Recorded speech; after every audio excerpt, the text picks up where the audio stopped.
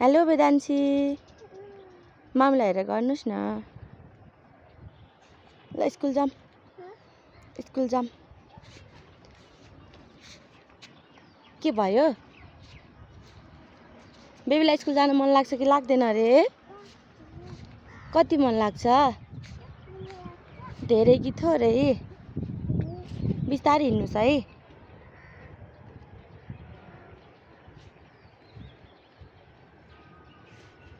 मामु हातसम्म हजुर मैले केही सुनिनँ ठुलो स्वरले बोल्नुपर्छ नि